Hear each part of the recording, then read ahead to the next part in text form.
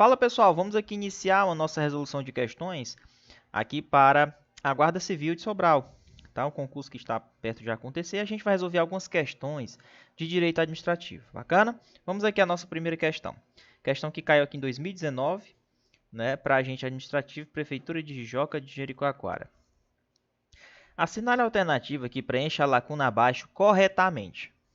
A administração pública em sentido abarca sobre o aspecto subjetivo apenas os órgãos administrativos e sobre o aspecto objetivo apenas a função administrativa. Pessoal, quando a gente fala em administração pública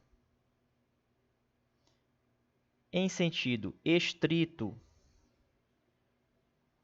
tá? Ela vai se resumir, tá, a o aspecto subjetivo e objetivo. No caso, o aspecto subjetivo relacionado aos órgãos e os agentes. Aspectos objetivos são as próprias atividades em si da administração. São as próprias atividades, ou seja, no aspecto objetivo. Os órgãos, os prédios e as pessoas que trabalham é o aspecto subjetivo. Certo?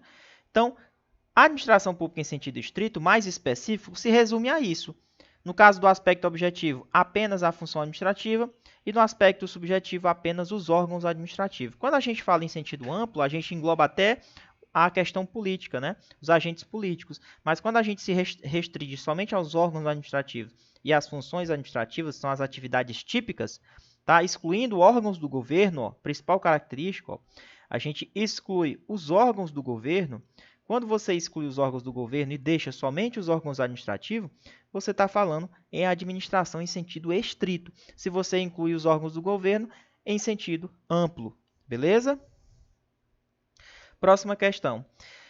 O estudo do objeto do direito administrativo busca identificar os atos ou situações regulamentadas pelas normas, sendo que no Brasil o objeto possui grande amplitude. Conforme Di Pietro, é o chamado direito administrativo descritivo, em que o objeto do direito administrativo compreende, exceto... Pessoal, qual é o objeto de estudo do direito administrativo? Para que é que serve o direito administrativo? O direito administrativo, ele também estuda as relações internas entre os órgãos e as entidades administrativas. Correto? Então, o direito administrativo ele estuda o relacionamento entre os órgãos da administração pública e as entidades administrativas.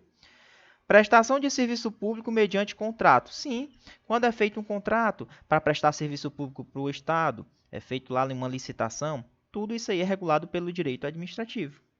É objeto de estudo. As relações entre a administração e os administrados, com certeza. E é uma das principais coisas, né?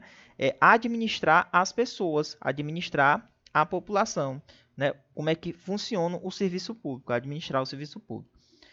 Atividades judicantes contenciosas. Aí não, pessoal, sabe por quê?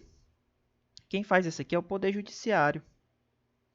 Né? Atividades judicantes contenciosas da administração, não. Quem faz isso, até porque a nossa jurisdição ela é una, né?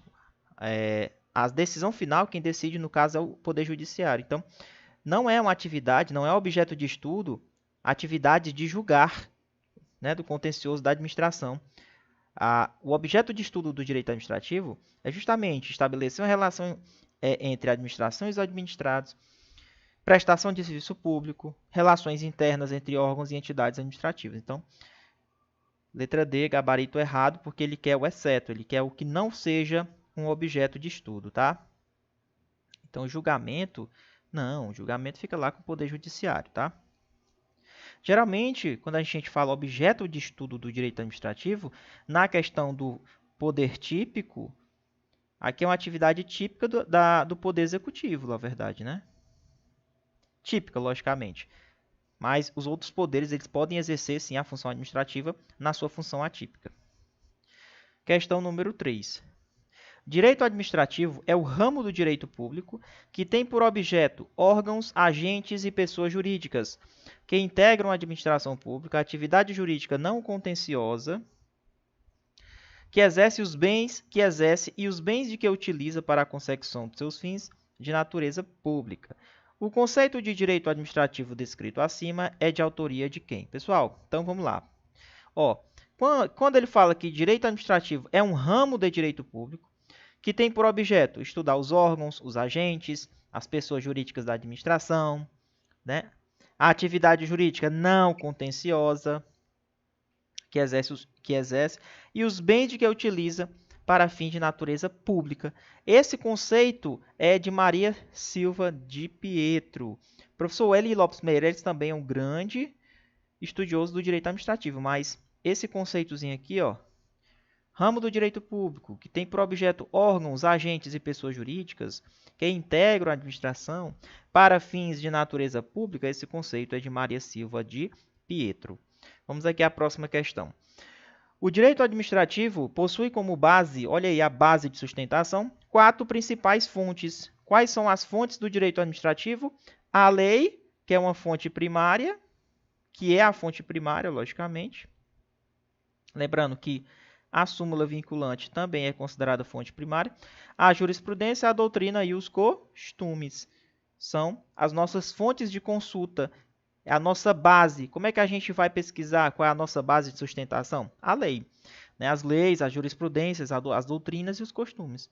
Então, isso aí são as fontes do direito administrativo.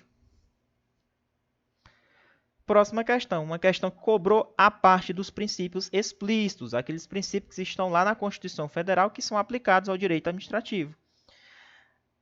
Então, aqui ele colocou uma coluna, onde ele estabeleceu aqui a numeração de acordo com o princípio. E aqui, se você observar, ele colocou os quadros para a gente fazer uma correlação, tá? Desses princípios. Então, aqui ele colocou o princípio da publicidade, impessoalidade, eficiência, moralidade e legalidade, que é justamente o LIMP. Certo? Aquele mnemônico que todo mundo conhece. Vamos lá. Toda ação do Estado deve ser regulada por lei. Caso contrário, será injurídica e vai ser exposta à anulação. Pessoal, isso aqui é o princípio da legalidade, concorda? O que é que o princípio da legalidade fala? Que toda ação que o Estado faz é baseada em cima de quê? Da lei. Beleza? Promoção da melhor utilização possível dos recursos públicos. Vou utilizar da melhor forma possível. Vou aplicar da maneira mais eficiente. Então, aqui, princípio da eficiência.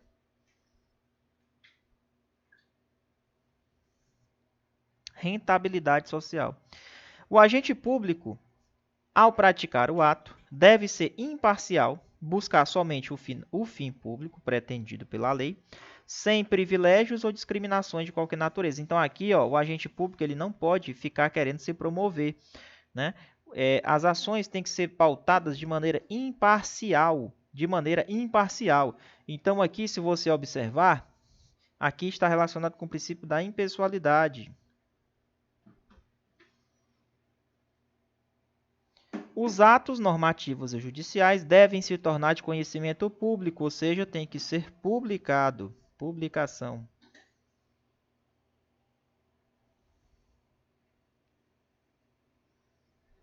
Tem que dar publicidade aos atos. Exige do servidor o elemento ético. O elemento ético da sua conduta é o princípio da moralidade. Tudo bem? Então, vamos aqui só enumerar. Legalidade qual é? 5, né? Então, aqui 5. Eficiência. Eficiência é o 3. Então, você coloca 3 aqui. Impessoalidade é o 2. Então, você coloca aqui 2. Ó. Já dá para marcar, professor? Será? Publicidade qual é? É o 1. E moralidade é o 4. Certo? Pronto. Aí vamos ver se tem alguma alternativa. 5, 3, 2, 1, 4. Letra A. Beleza? Professor, é assim que a gente resolve questão? Cara, é nessa velocidade que você tem que aprender a resolver uma questão na hora da prova. Quando você está por dentro de todo o conteúdo, certo? Vamos partindo aqui numa questão do Sebrasp 2021, cobrado aí na PM de Tocantins. O princípio administrativo, que tem como 2 de seus fundamentos a adequação e a exigibilidade, o que seria a adequação? Tudo que a administração for fazer, ela tem que fazer de maneira proporcional, certo? compatível. Pô, você vai dar uma multa totalmente desproporcional a uma situação? Cada situação tem que ter o quê? Proporção. Tem que ser compatível com o fim realmente ali desejado. Essa conduta ela tem que ser realmente necessária, não havendo um outro meio menos gravoso ou oneroso para a gente alcançar esse objetivo, aí sim você aplica aquela sanção mais adequada.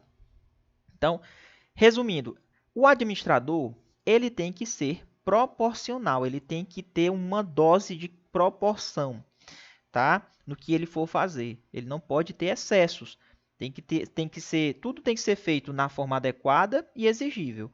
Então, esse princípio está relacionado com o princípio da proporcionalidade, que é um princípio implícito, né? Ele não está previsto ali explicitamente na Constituição, porém, ele está implícito, ou seja, também tem que ser aceito no ordenamento.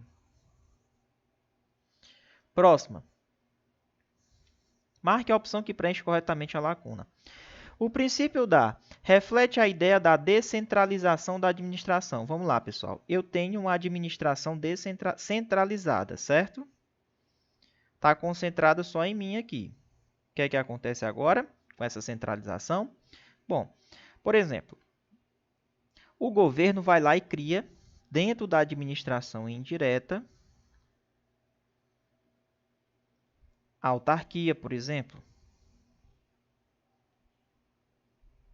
Certo? Dentro da administração direta, ele vai lá e cria o quê, professor? Há uma autarquia. Ele vai criar, por exemplo, lá uma empresa pública e assim sucessivamente. Exemplo, o INSS. O INSS é uma autarquia. O que que acontece? Quando a administração ela cria lá por meio das leis, por meio de uma autorização, essa administração indireta, por exemplo, a criação de autarquias, ela está tirando o peso em cima dela e está colocando para cima de outras entidades que estão sendo criadas, tá? E aí ela está criando entidades de acordo com as especialidades. INSS, a questão da previdência, da seguridade social. Então, ela descentraliza o serviço e vai especializando as atividades que ela vai fazendo. Por exemplo, o Detran. Detran são autarquias lá dos estados. Então, é por meio da descentralização. Entendeu? Então, é só para a questão de trânsito.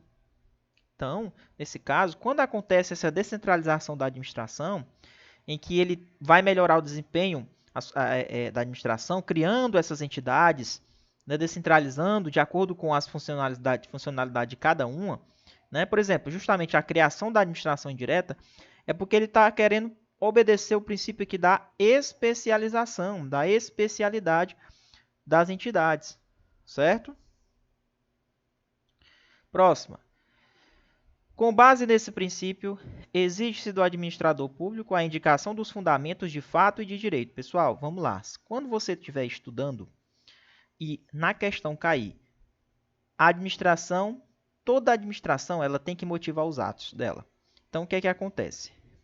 Quando acontece alguma coisa, a administração vai indicar os motivos de fato e os motivos de direito. Quando cair na questão isso daqui, ó, indicar os motivos de fato, indicar os motivos de direito, você vai lembrar logo de quem? Da motivação. Tudo que a administração for fazer tem que ser motivado. Tem que ter um porquê. Não é não? É. Então, motivos de fato, realmente o que aconteceu e realmente os motivos de direito que estão previstos na lei. Tá? Então, tem que indicar os fundamentos de fato e de direito, que vão motivar suas ações. Então, a administração pública ela é obrigada a agir na conformidade da lei. Tá? Todos os seus atos devem trazer consigo a demonstração da sua base legal, as razões realmente que levaram a administração a praticar aquela conduta. Beleza? Próximo. Caiu em 2020 aqui. Ó. O poder da administração de anular os seus próprios atos. Vamos lá. Quando a administração pública ela verifica uma ilegalidade ou ela realmente não tem mais conveniência de continuar com o ato, a administração ela pode anular os seus atos ou ela pode revogar os atos. Por exemplo, precisa pedir autorização ao Poder Judiciário para fazer isso? Professor? Não. Se ela verificar ou então ela for provocada, ela pode anular ali os seus atos que estejam eivados de ilegalidade. O fato da administração anular os seus próprios atos e revogar está relacionado com o princípio da autotutela. Beleza? Autotutela. Não esqueçam disso. A doutrina do direito administrativo diferencia duas espécies de atos administrativos, os vinculados e os discricionários. Então, aqui ó, nós temos os atos vinculados, certo? E nós temos os atos discricionários. Professor, qual a principal diferença entre os dois? É o mérito. Por quê? Ato vinculado, o administrador, a pessoa que está responsável ali pela chefia da administração pública, ela só pode fazer o que está na lei. Ela está vinculada à lei. E o ato discricionário é como se tivesse uma margem de liberdade para ele agir. O limite é a lei. Certo? Margem de liberdade. Essa margem de liberdade de agir, tá? De acordo com o que a lei prevê, é justamente o mérito. É mérito do administrador fazer isso dessa forma. Lógico, dentro da lei. Então, a principal diferença entre os atos vinculados, né, e os discricionários está relacionado com o mérito da administração, no caso do ato discricionário. Ato discricionário são aqueles atos onde são feitos mediante conveniência e oportunidade, certo? Mediante conveniência e mediante oportunidade. Beleza? Beleza, meu patrão. Então, vamos lá. Então, o mérito é a principal diferença entre os dois. A respeito dos atos administrativos, é correto afirmar que o mérito do ato administrativo corresponde ao juízo de conveniência e oportunidade presente nos atos discricionários. Perfeitamente. O mérito tem em qual ato? Nos discricionários. Então, o mérito está relacionado ao juízo de conveniência e oportunidade, ou seja, o administrador ele praticar um ato de acordo com se é o que ele achar melhor, ou mais conveniente ou mais oportuno, dentro da margem de liberdade que o poder discricionário deu para ele. Então, o mérito ele está relacionado com os atos discricionários, professor. Tá aí, ó, questão todas de concurso, tá? Todas as outras estão erradas. Ó, os atos vinculados comportam juízo de conveniência e oportunidade. Não, pessoal. Ato vinculado não comporta juízo de conveniência e oportunidade. Conveniência e oportunidade está relacionado com os atos discricionários. Próxima questão, Banca Quadrix 2021. Segundo José dos Santos Carvalho Filho, entre os requisitos do ato administrativo, se ele está falando requisito, é porque são os elementos. Encontra-se a situação de fato ou de direito que gera a vontade do agente quando pratica o ato administrativo. Opa! Situações de fato, situações de direito. Situações de fato, situações de direito. Só pode ser o elemento motivo. Então, pessoal, quais são os elementos de formação do ato? Quem são? Competência, finalidade, forma, motivo e objeto. São os elementos de formação de um ato. Beleza? Então, quando ele falar quem são os elementos de fato e de direito, só pode ser o elemento motivo. Não esqueçam desse detalhe, que isso é um bizu fortíssimo aí. Vamos lá. Próxima questão. O resultado que a administração quer alcançar com a prática do ato. Qual é o resultado que a administração quer alcançar? Sempre o interesse público, conforme? Confere? Interesse público. Qual é o resultado que a administração quer alcançar? É o interesse público. Ou seja, qual é a finalidade do ato administrativo? Então, está relacionado ao elemento finalidade, que sempre vai ser o interesse público. É o resultado que a administração quer alcançar. Beleza? Próxima questão, 2019. Os atos administrativos são uma denominação especial de atos jurídicos da administração pública, no que tange ao Poder Executivo. Porém, os poderes judiciários e legislativos utilizam quando também no seu serviço. Então, os atos administrativos são praticados pelo Poder Judiciário, Legislativo e Executivo. Em qual das opções abaixo, encontramos um requisito que corresponde à seguinte descrição? É o poder atribuído a um agente da administração por meio de lei. A lei diz, ó, esse fulano aqui tem o poder de fazer isso. Então, só pode estar relacionado com o elemento competência. Competência é um dos elementos de formação do ato administrativo. Só verificar aqui, ó. Competência, finalidade, forma, motivo e objeto. Tem erro não. Então, vai estar lá, elemento competência. Bacana? Próxima questão. Consoante a legislação vigente, os atos administrativos deverão ser motivados, com indicação dos fatos e dos fundamentos jurídicos. Opa!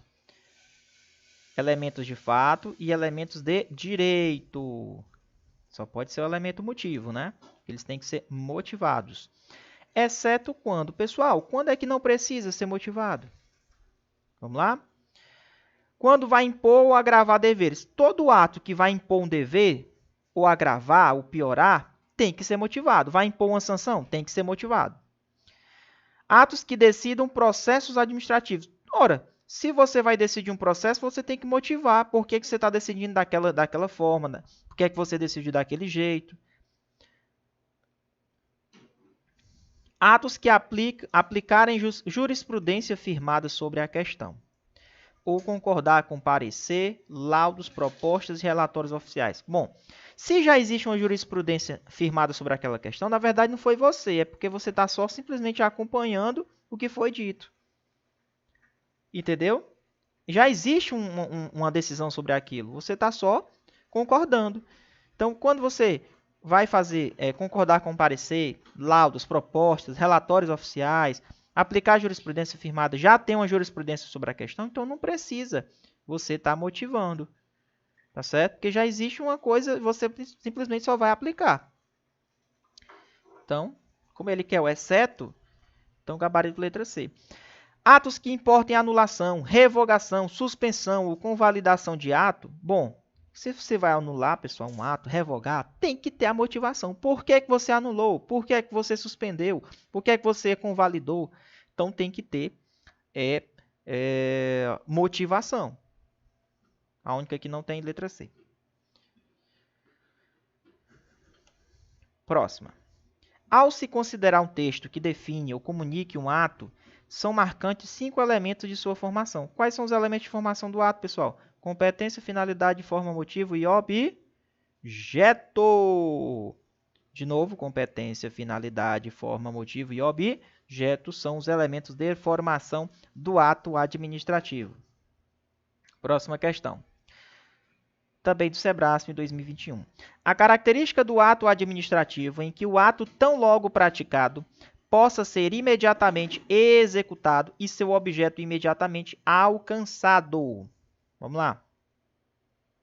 A característica do ato administrativo em que o ato tão logo praticado, quando o ato for praticado, ele é imediatamente executado e seu objeto imediatamente alcançado. Ou seja, isso aqui só pode ser o quê? Autoexecução. Não precisa poder pedir autorização ao Poder Judiciário para praticar um ato, né, pessoal? Ele foi formado direitinho? Foi. Foi formado normal.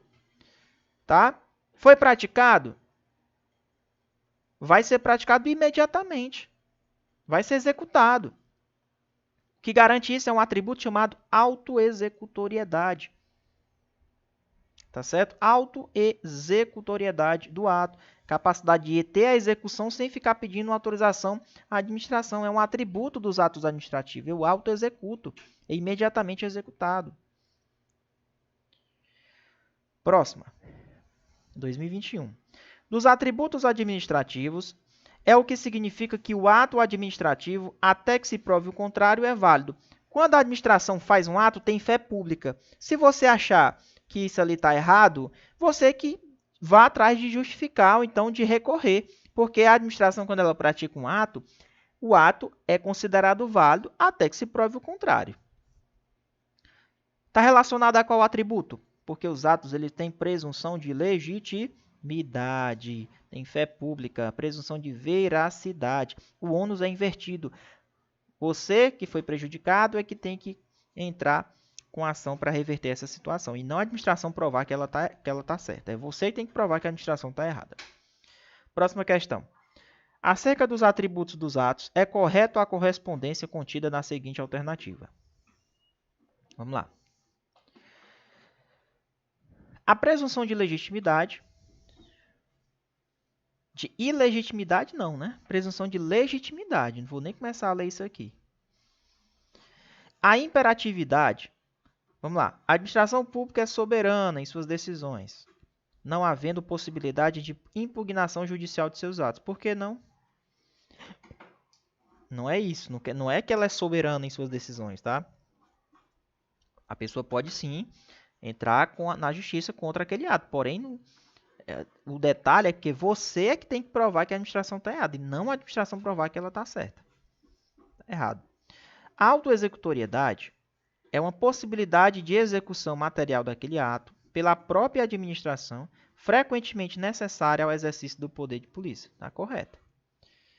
A autoexecutoriedade, você autoexecuta imediatamente aquele ato, por exemplo, fechamento do comércio. Ela vai executar imediatamente. Se for necessário, até utilizar o poder de polícia. Né? O uso da força, por exemplo.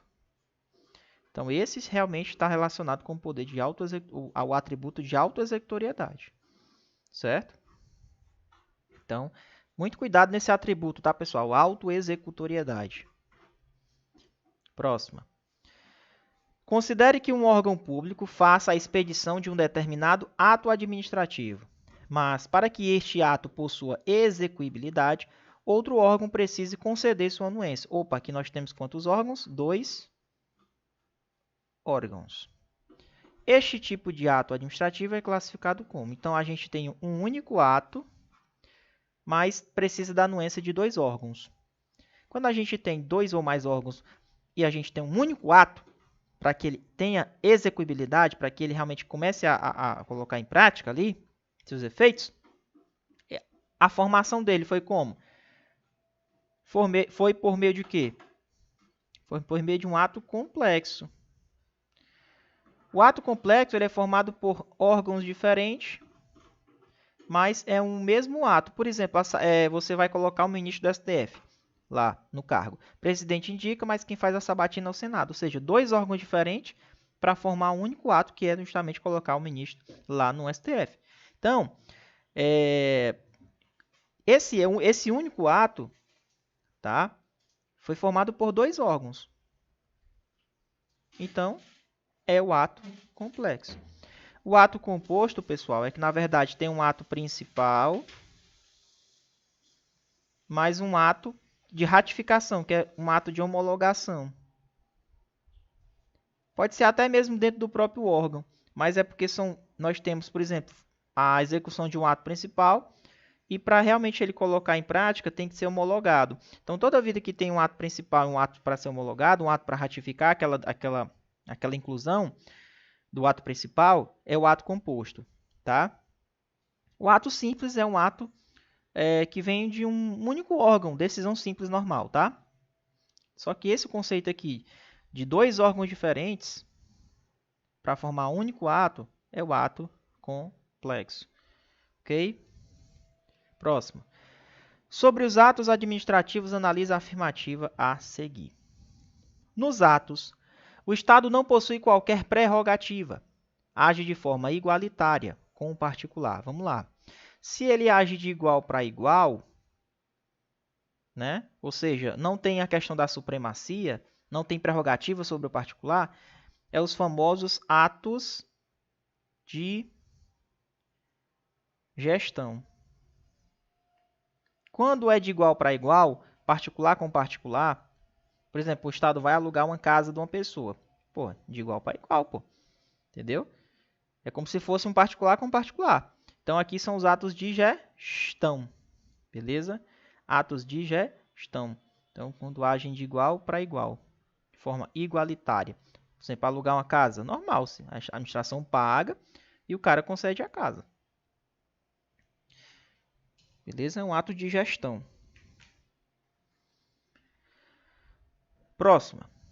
São aqueles para os quais a lei estabelece os requisitos e as condições de sua realização. Nessa categoria de atos, as imposições legais absorvem quase que por completo a liberdade do administrador, uma vez que sua ação fica adstrita aos pressupostos estabelecidos pela lei. O cara não pode fazer nada do que a lei não permita. Então, a lei vai estabelecer os requisitos e as condições. A lei estabelece. O cara fica adstrito ao que está na lei. Só pode ser os atos vinculados. Aqueles atos que são vinculados à lei. O ato discricionário ele já tem um pouco de margem de liberdade. Tá? Então, o cara só pode fazer o que está na lei. Ele fica adstrito. Ele fica adstrito aos pressupostos estabelecidos pela norma legal. Entendeu? Então, os atos vinculados, como a gente já viu, o administrador fica vinculado à lei. O ato discricionário é quando a lei ela dá uma margem de liberdade para a escolha do administrador. Ou seja, aqui no discricionário é que tem a questão do mérito. Lembra? Próximo. De acordo com a classificação dos atos administrativos, assinale a alternativa correspondente a um ato administrativo externo. Muito fácil, né? Vamos lá. Aplicação da pena de demissão a um servidor. Isso aqui é ato interno. Publicação de um edital de concurso público. Aqui com certeza é um ato externo. Conceder uma licença a um servidor. Ato interno. Publicação de um edital de remoção a pedido. Ato interno, porque na verdade aqui é com o servidor. Certo? Então, letra C não, né? Letra B.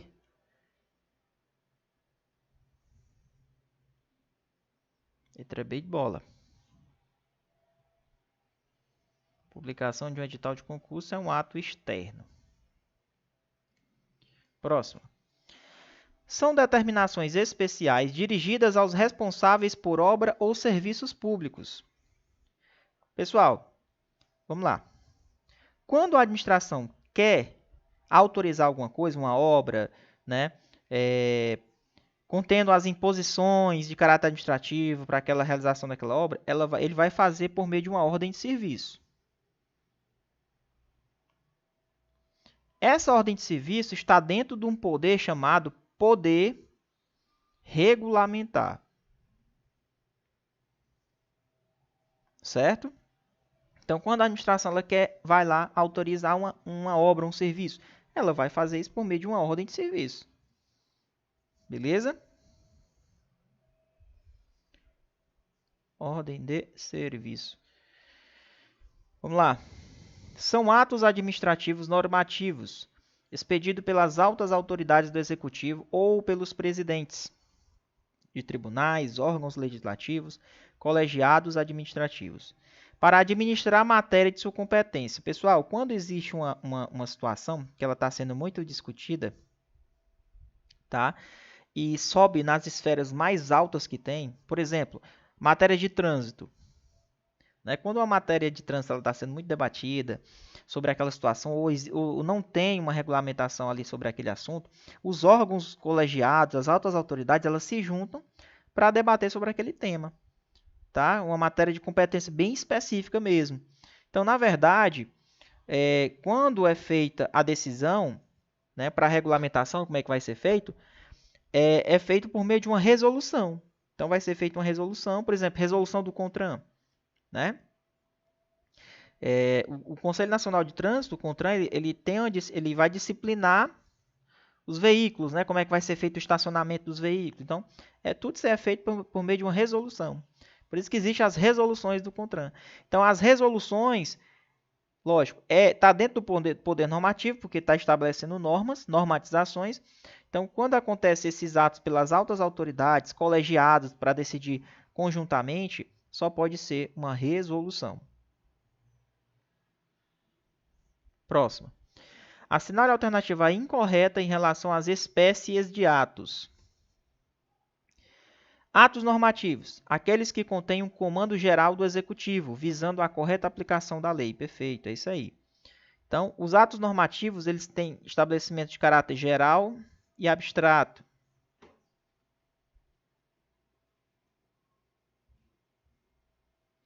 Então, eles vão estabelecer um comando geral do Executivo. O objetivo deles é a correta aplicação da lei. Por meio, por exemplo, lá dos decretos regulamentares, onde vai regulamentar a lei. Tá? Atos ordinatórios. Visam disciplinar o funcionamento da administração.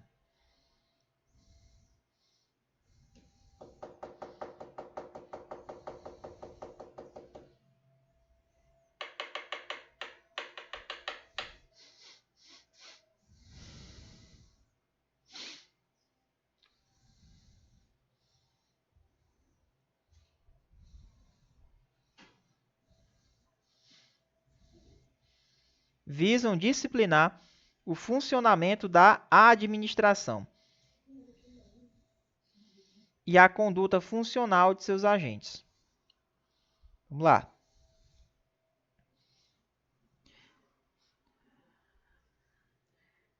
Emanam do poder hierárquico da administração. Pessoal, os atos ordinatórios, por exemplo, uma multa, por exemplo, né, para um particular. Então, eles visam disciplinar o funcionamento da administração e a conduta de seus agentes. Tá certo? Emanam do poder hierárquico da administração. Sim. Na verdade, inclusive vem até do poder disciplinar, né? Por exemplo, quando você vai aplicar uma demissão a um servidor, lá dos atos ordinatórios, tá certo? Então, esses atos também estão relacionados com o poder hierárquico. Você vai dar ordens, vai, por exemplo, ali demitir um servidor, né, pela conduta que ele fez. Tudo a ver com o poder hierárquico, porque alguém tem que estar subordinado a alguém para poder demitir. Beleza? Atos negociais. Aqueles que contêm uma declaração da vontade do poder público divergente com a vontade do particular. Na verdade, não é divergente. O ato negocial é aquele ato que você vai negociar com a administração para você conseguir. Então, na verdade, a negociação ela tem que ser convergente, né? Eles têm que estar de acordo. Por exemplo, você vai tirar uma licença, pedir uma licença, uma autorização, tem que estar de acordo com a administração. Beleza? Atos enunciativos. Aqueles que se limitam a certificar ou atestar um fato ou emitir uma opinião sobre determinado assunto. Correto.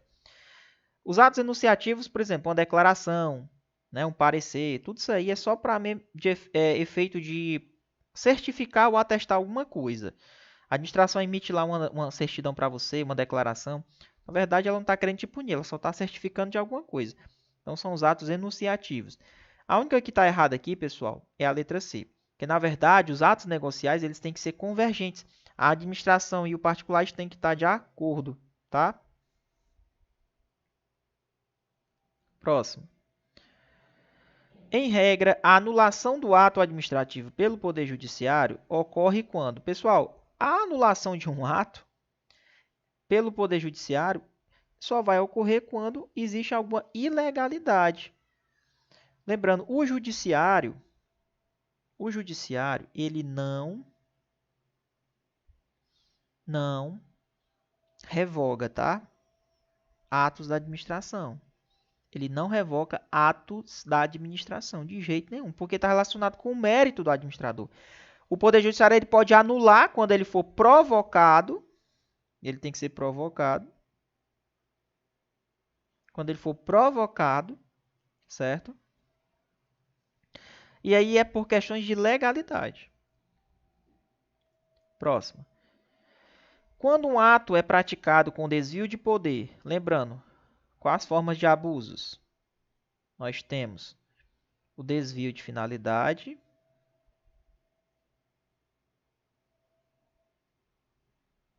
E nós temos o excesso de poder.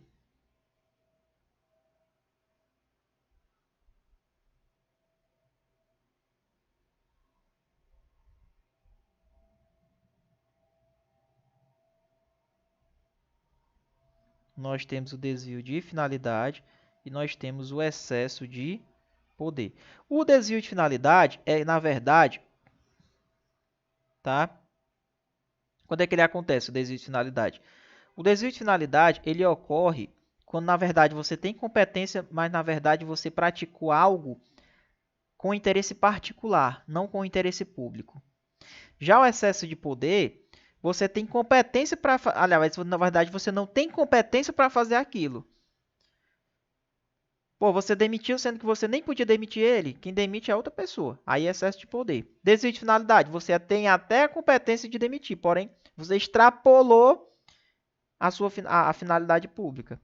Então, ó, quando um ato ele é praticado com desvio de poder, desvio de finalidade, esse ato ele tem que ser nulo, pessoal.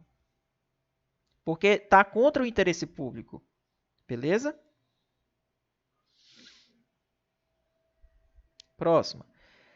A revogação do ato administrativo. Revogação de atos discricionários, né? Já aprendemos.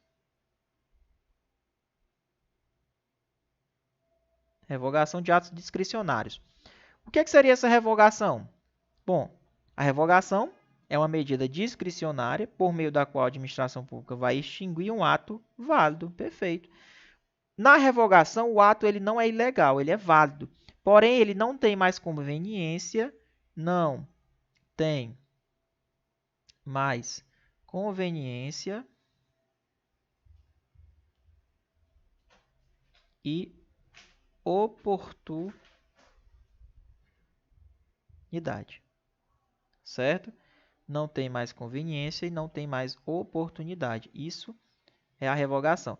Ele vai revogar um ato que é válido, porém não está mais servindo para a administração. Já a anulação é uma forma de extinção do ato em que ele vai anular aquele ato que não é mais legal.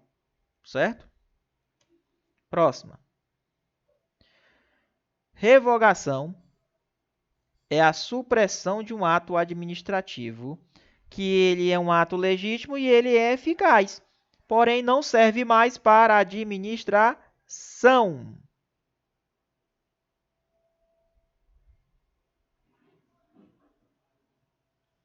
Beleza? Show, né, professor, essa questão? É. Então, a revogação ela é a extinção de um ato que tem relacionado com ato discricionário, está relacionado com ato discricionário, quando esse ato ele é legítimo e ele é eficaz. Porém, não tem mais serventia para a administração, não tem mais conveniência, por isso ele vai ser revogado. Próximo. A forma de extinção do ato administrativo correspondente à sua retirada do ordenamento jurídico em virtude do descumprimento pelo destinatário, ou seja, a culpa é do próprio beneficiário. A culpa é do próprio beneficiário. Se a culpa é do próprio beneficiário, meu amigo, só pode ser a cassação. Imagina você estar com seu CNH. Do nada você cometeu lá as infrações, é reincidente, cometeu crime de trânsito. E aí você, por culpa sua, você vai ter sua CNH cassada. Então, a CNH, a concessão da CNH é um ato. Quando o próprio destinatário é o próprio responsável, ou seja, pela besteira que ele fez, ele é responsável, vai ser cassado lá o benefício dele, no caso é a licença dele ou a CNH dele. Então a culpa é do próprio beneficiário. Então vai ser, como é a forma de extinção aqui? Cassação. Beleza? Então quando o beneficiário descumpre as condições impostas para ele obter aquela licença, e aí ele descumpre e vai ser cassado. É a forma de extinguir o ato, a cassação. Essa questão caiu na UES, ó. Os efeitos temporais da revogação e da anulação. Os efeitos da revogação são efeitos ex nunc e os efeitos da anulação são efeitos ex tunc. Gabarito letra A. Beleza? Gabarito letra A. Show? Revogação e anulação. Próximo. É um ato administrativo discricionário, pela qual a administração extingue um ato que é válido. Já acabamos de falar. Se ele está extinguindo um ato que é válido, com certeza é a revogação. E tem a ver com atos discricionários, que têm a oportunidade de conveniência. Já fica automático, pessoal, a resolução de questões, entendeu? Você vai resolvendo tanta questão que já fica meio que automático para você responder. Próxima. Dentre as motivações dos atos administrativos, existe a teoria dos motivos determinantes. Assinale a alternativa que apresenta a fundamentação dessa teoria. O que é essa teoria dos motivos determinantes, pessoal? Se a administração motivar alguma coisa, se for verificado realmente que, por exemplo, eu vou demitir uma pessoa, cargo de comissão, certo? Em regra, não precisa motivar, porque é livre exoneração e nomeação. Porém, se eu disser, você está sendo exonerado por causa disso, disso, disso. Se você jogou o motivo tem que ser legal, tem que ser condizente, porque se for verificado que esse não era o motivo, aí vai ferir a teoria dos motivos determinantes. Tá? Ou seja, a consideração de que os atos, quando eles tiverem sua prática motivada, ou seja, quando um ato ele é motivado, eles ficam vinculados aos motivos que realmente foram expostos. Olha, se o motivo foi esse, tem que ser esse o motivo. Porque se não for, vai ferir os princípios da teoria. Aliás, vai ferir a teoria dos motivos determinantes. Então, a teoria dos motivos determinantes, o que ela fala? Ela diz que os atos, quando eles são motivados, eles ficam vinculados ao que realmente foi exposto como motivo, para efeito jurídico. Se tiver contrário, se for verificado ali na vida real que não era aquilo, aí é um ato ilegal, tá? Então, a teoria dos motivos determinantes é isso. Se você alegar alguma coisa, que fique realmente que você coloque o motivo verdadeiro. Tem que estar vinculado ao que realmente você expôs, né? É o gabarito letra C, que define a melhor é a definição da teoria dos motivos determinantes.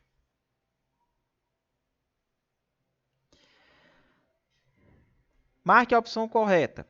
Os poderes de delegação e avocação. Pessoal, falou em delegação e avocação, só pode ser o poder hierárquico.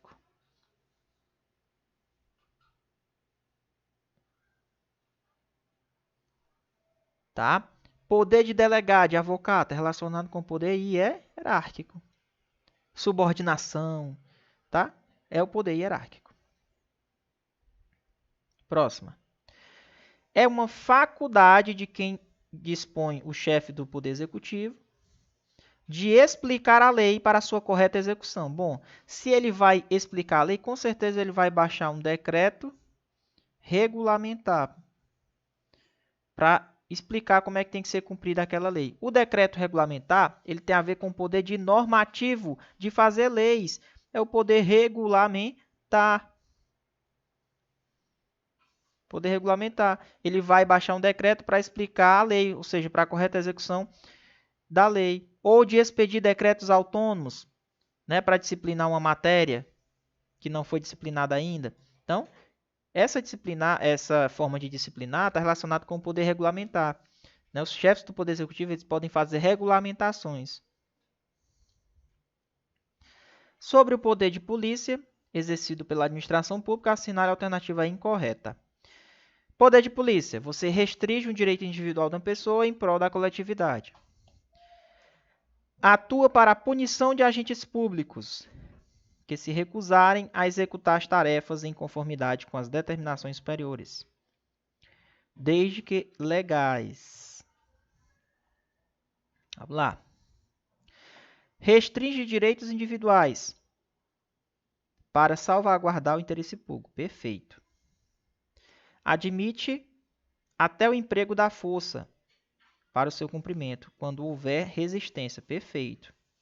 Impede ou paralisa as atividades antissociais, com certeza.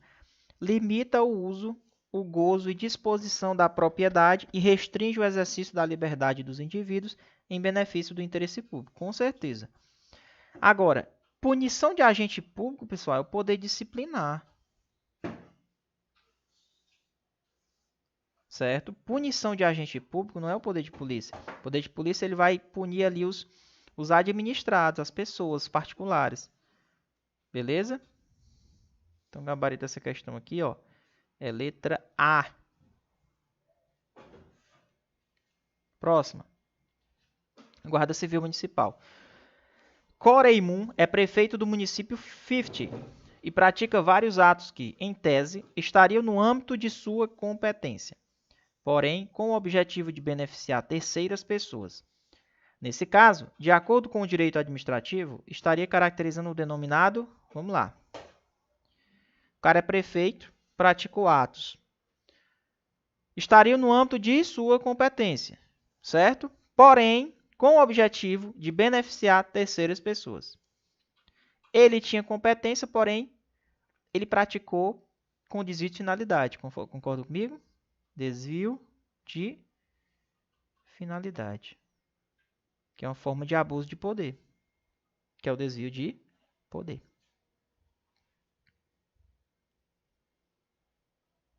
Belezinha? Tranquilo?